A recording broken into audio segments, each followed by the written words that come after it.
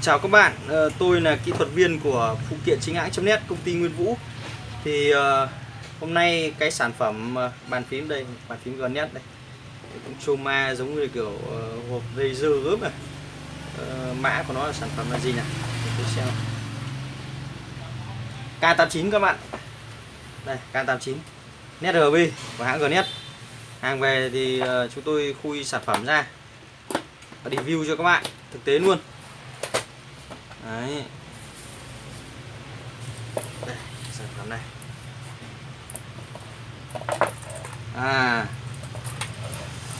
Nhân vật chính của chúng ta đây, bàn phím cơ Gnet K89 các bạn nhé. Đây. 2 ốc để gắn cây tay, làm thực tế luôn cho các bạn, không màu mè gì luôn. Đây, 2 ốc đây, các bạn gắn vào đây, bắt ốc vào. Đấy, thì sẽ còn được bạn nào không thích cây tay thì bỏ ra. Xịt quang học các bạn, xịt quang đấy, bẩn u switch xịt quang. Đã nét RV thì rất là đẹp luôn. Tôi thử cái nét cho các bạn xem. Có điểm chê một chút là phím hơi mờ. Các bạn không thấy không? Phím hơi mờ, keycap hơi mờ. Keycap double shot này, 2 nớp. Nhưng hơi mờ. Nếu các bạn không cắm đèn nét lên thì, không bật đèn nét lên thì sẽ hơi khó nhìn. Đấy. Để khám phá chút xem là đổi màu thế nào. Đấy, đây rất màu, nhiều màu đấy. Cái này rất thích hợp cho những bạn nào chỉ thích một màu thôi nhé.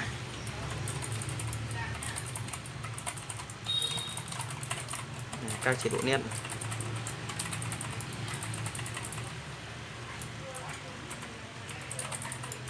đây là đổi màu rồi. Rất nhiều màu luôn các bạn ạ. Nét RB mà nhiều chế độ luôn. Đây tôi xem có tăng giảm ánh sáng đâu. Đây tốc độ rồi. Đây tăng giảm ánh sáng đây. Tăng giảm ánh sáng. Giảm này. Tăng giảm hiệu ứng. Đây, tốc độ hiệu ứng.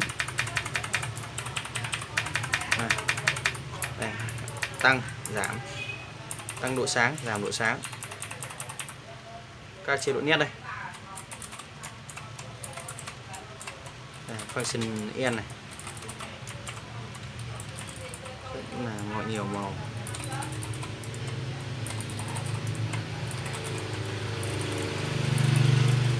Rất nhiều chế độ các bạn ạ. Thoải mái để các bạn khám phá. Đây là nước rơi.